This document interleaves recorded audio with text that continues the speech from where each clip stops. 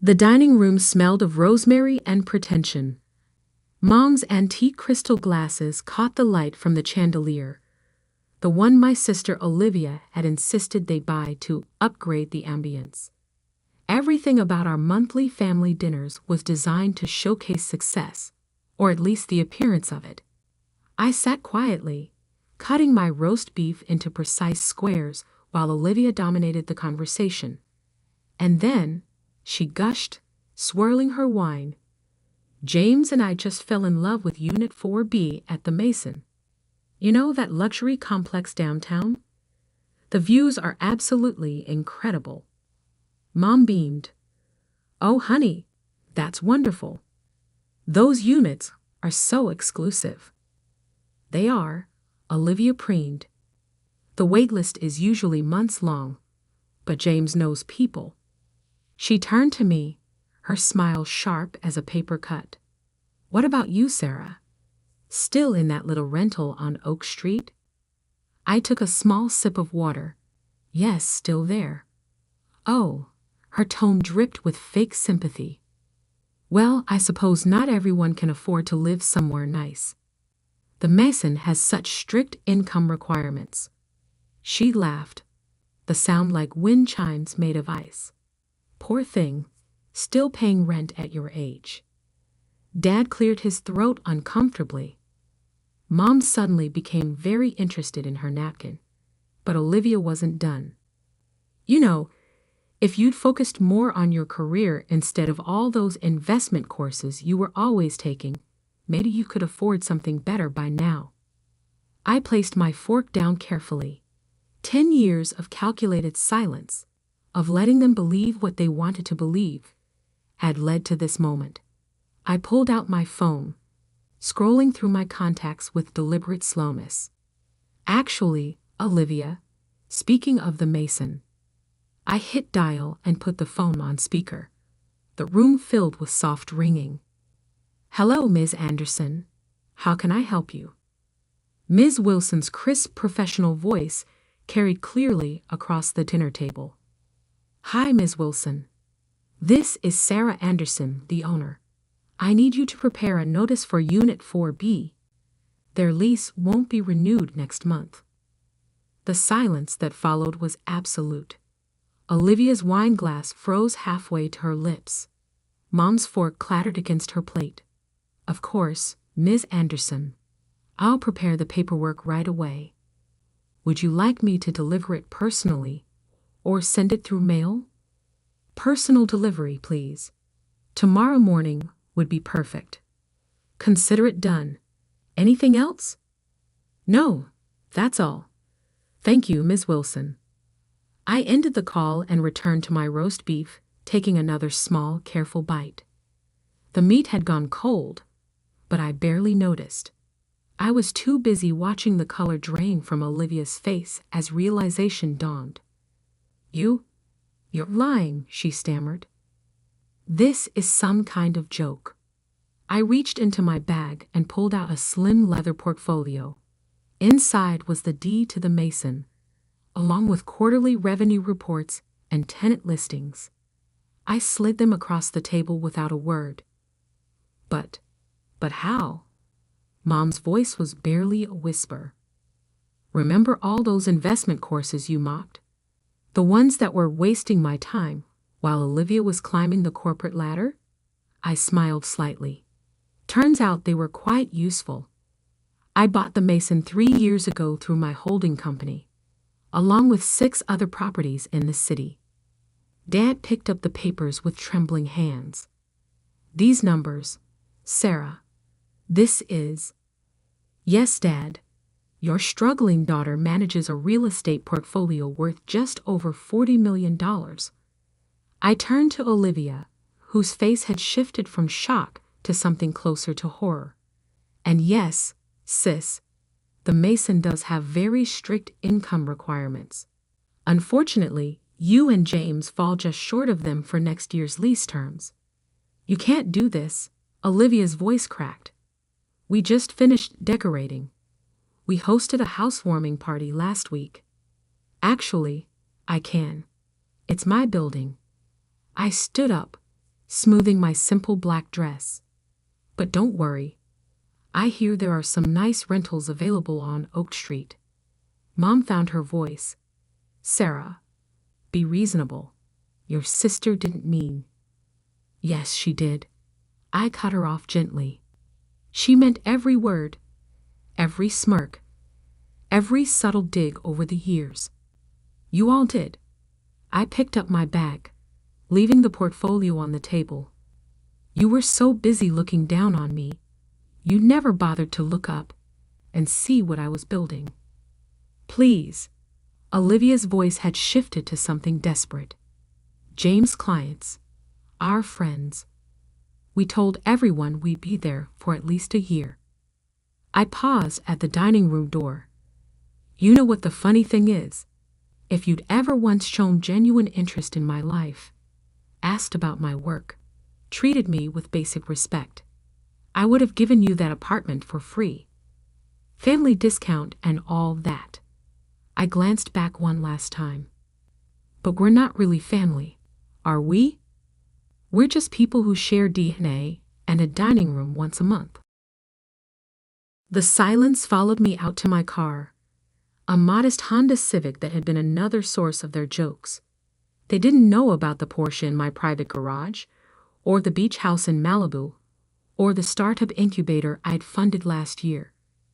They couldn't know anything about me, really.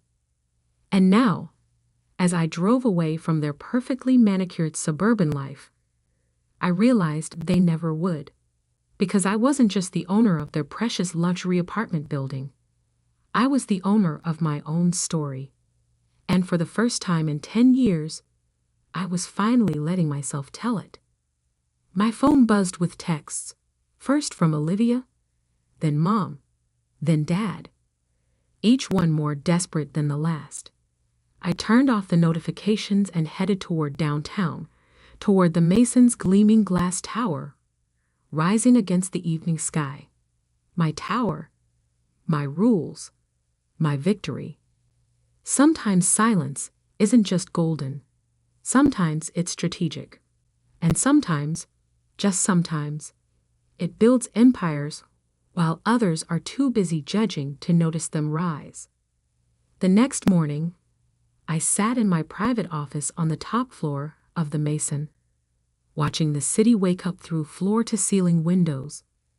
The same windows Olivia had bragged about at countless social gatherings, never knowing her view was courtesy of her struggling sister. My intercom buzzed. Ms. Anderson? Ms. Wilson here.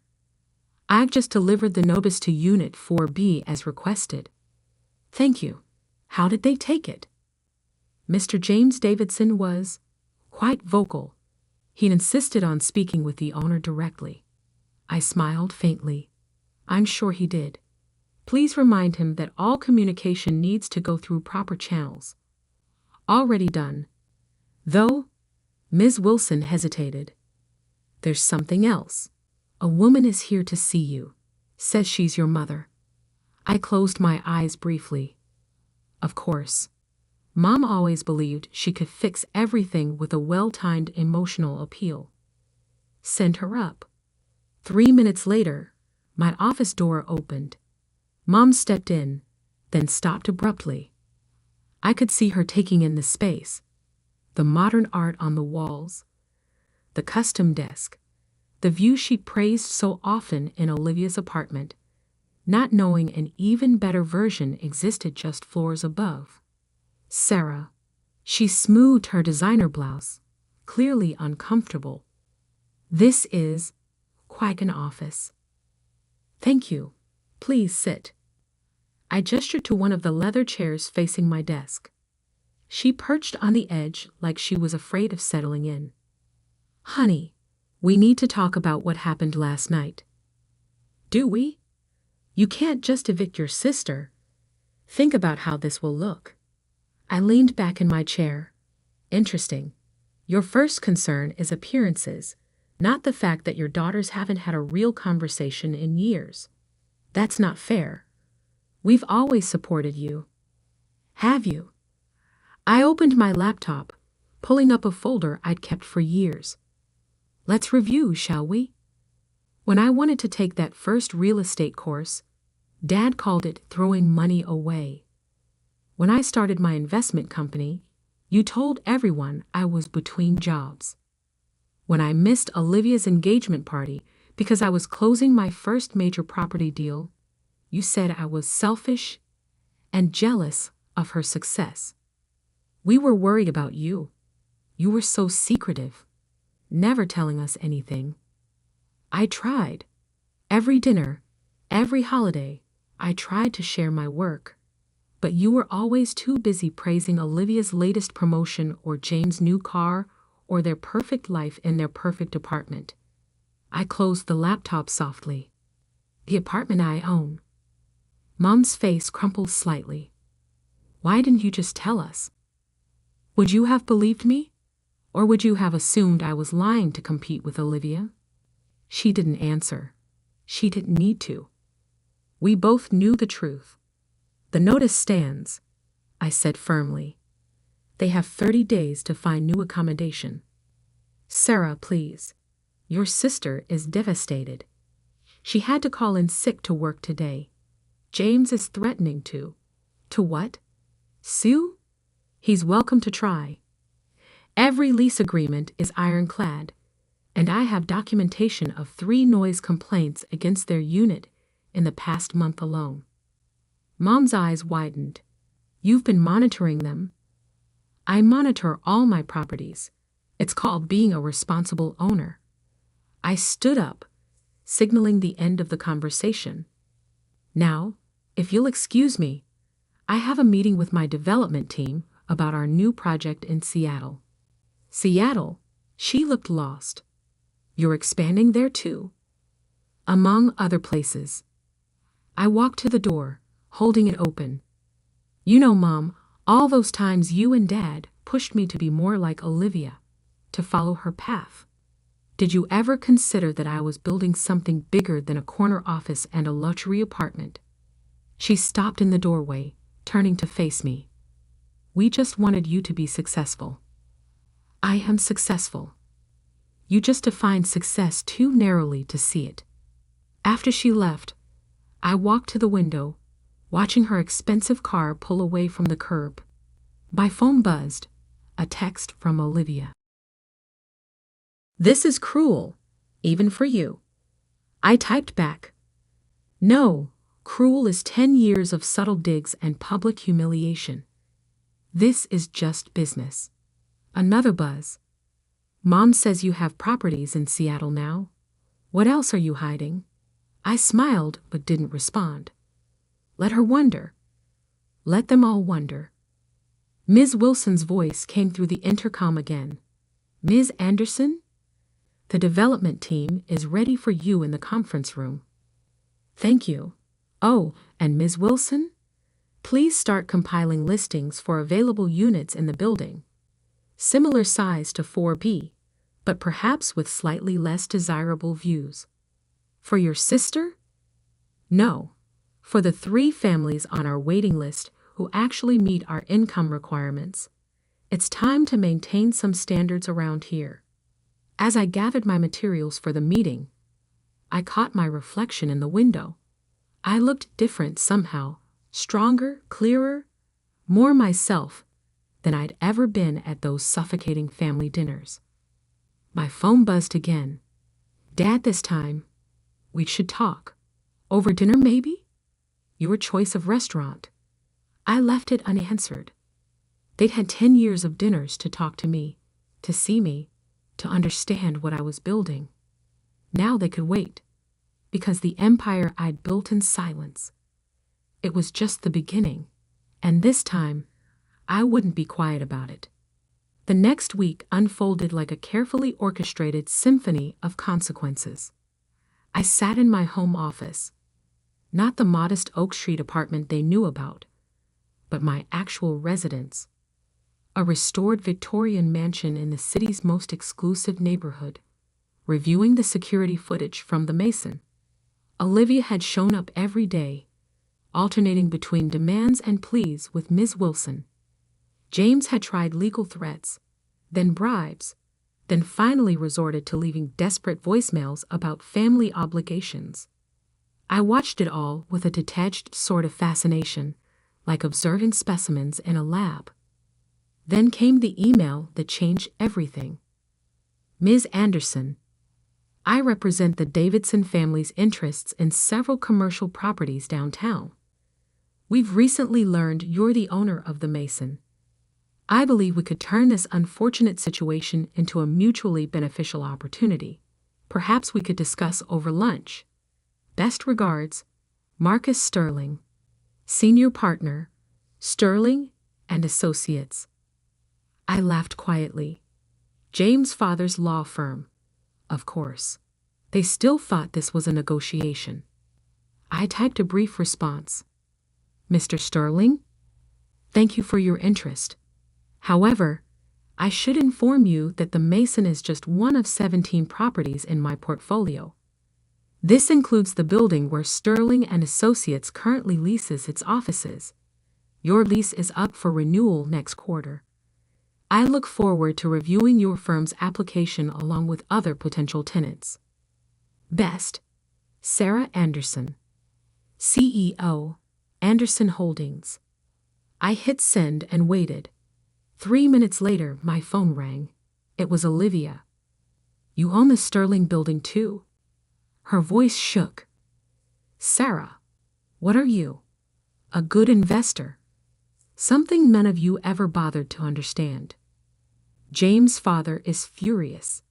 He's talking about blacklisting you in real estate circles. I smiled, though she couldn't see it. Interesting threat. Has he checked who owns the properties housing the city's top 3 law firms? Or the new tech complex where his biggest clients are headquartered? Silence. Then, how much do you actually own? Enough to ensure that blacklisting me would be problematic for many influential people. I paused. Including Dad's engineering firm. Their building lease is under review too, by the way. Dad's office? Her voice cracked. Sarah, you can't. Can't what? Make business decisions about my properties? Isn't that what you and James do? What Mom and Dad praised you for? Being tough and business-minded. More silence. Then softly, what do you want? Want? I looked out my window at the city skyline, my skyline, in many ways. I want what I've always wanted. Recognition, respect. A family that sees me for who I am, not who they assumed I'd be. By destroying us? No, Olivia. By showing you who I've become while you were too busy looking down to look up. I sighed. Check your email in an hour. You'll find a list of available properties within your actual budget. Not as prestigious as the Mason, but decent. Consider it a professional courtesy. That's it? That's all you have to say? No. I stood, walking to my wall of achievements, awards, recognitions, magazine covers featuring my properties, all collected over years of work they dismissed as wasting time. I also want you to explain to Mom and Dad why their perfect daughter and son-in-law are moving to a lesser address. Tell them the truth. All of it, including how you treated the sister who could have been your biggest ally. I ended the call and pressed my intercom. Ms. Wilson, please prepare the paperwork for Unit 4B's new tenants, the Thompson family, the ones with the 2 kids in medical school. They meet all requirements and their reference checks are impeccable. Right away, Ms. Anderson. Oh, and the Seattle development team sent over the final proposals. They're quite impressive. Thank you. I'll review them this afternoon. I sat back down, opening my laptop to check the latest property acquisitions. A notification popped up. Another email from Mom. Sarah, your father and I have been doing some research. The properties, the investments, the scale of what you've built. We had no idea. No idea at all. We failed you. Not in the way we thought. Worrying you weren't successful enough, but by not seeing how extraordinary you actually are. If you're willing, we'd like to learn about your work, your companies, everything we should have asked about years ago, not to benefit from it, but to understand our daughter. Love.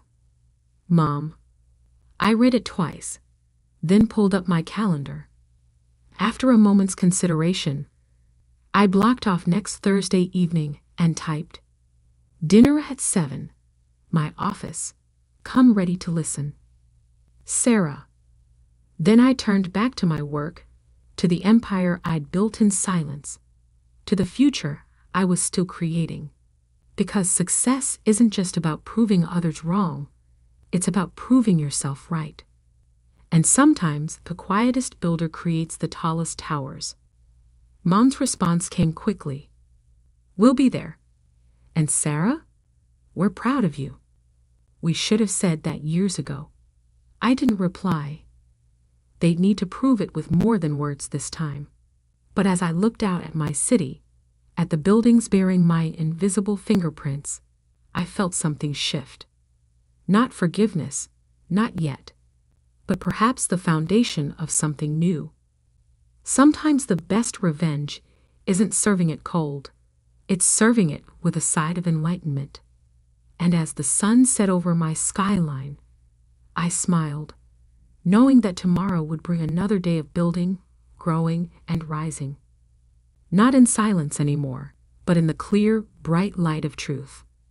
Because I wasn't just Sarah Anderson, the overlooked sister. I was Sarah Anderson, CEO, property mogul, empire builder. And finally, everyone knew it.